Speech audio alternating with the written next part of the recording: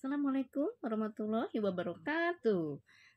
Pada kesempatan ini, aku Channel Yanti akan membahas mengenai perawatan tali pusat. Tapi sebelumnya, subscribe dulu, like dan komennya.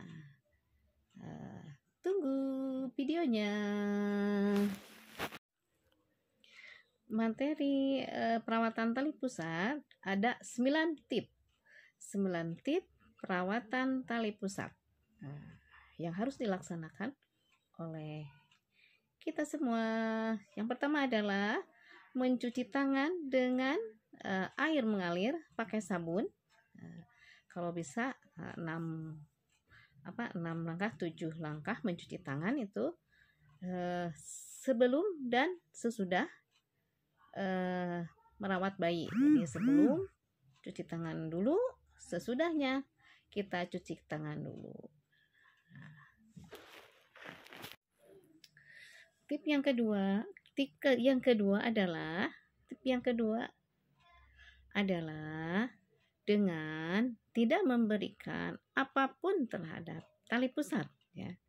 Jadi apapun itu, termasuk betadin juga, kalau itu jangan dipakai. Kalau memang bersih jangan dipakai. Apalagi kalau di kampung-kampung itu ada yang pakai abu, ya, ada yang pakai dan tidak boleh, apapun tidak boleh dibubuhi pada tali pusat, ya.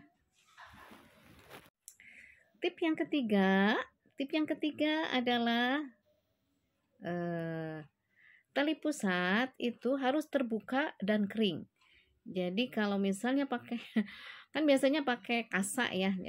Jadi sekarang mah tidak boleh pakai kasa. Jadi harus terbuka, ya, terbuka dan selalu kering. Jadi tidak pakai ditutupin sama kasa, apalagi sama kain, itu tidak boleh, ya. Tip yang keempat adalah jika tali pusat kotor, jadi harus segera dicuci pakai air bersih, pakai sabun, lalu kita keringkan, ya. Jadi pakai sabun lalu kita keringkan.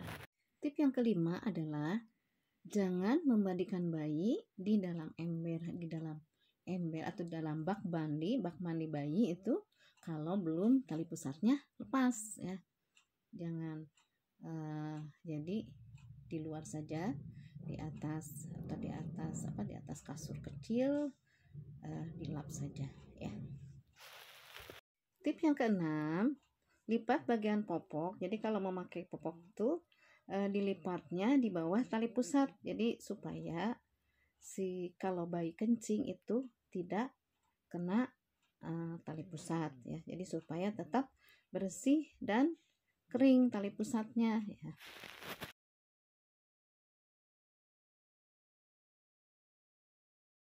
Lipat juga baju itu ke atasnya. Jadi di bawahnya tali pusatnya, popok di bawah dilipat, kemudian bajunya dilipat ke atas, ya.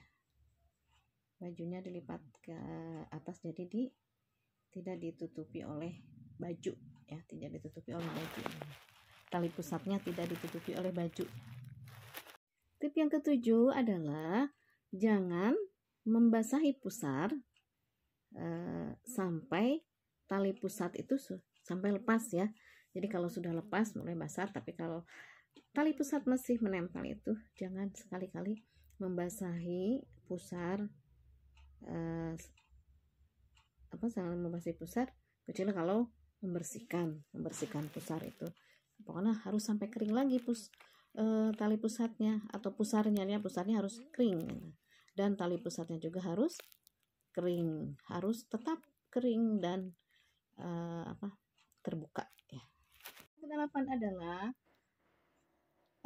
tali pusat tidak perlu ditutup oleh gurita atau kain, kemudian tidak boleh dikompres oleh alkohol atau betadin, kemudian tidak boleh ditutup pakai kain kasa. Jadi harus terbuka dan kering, ya.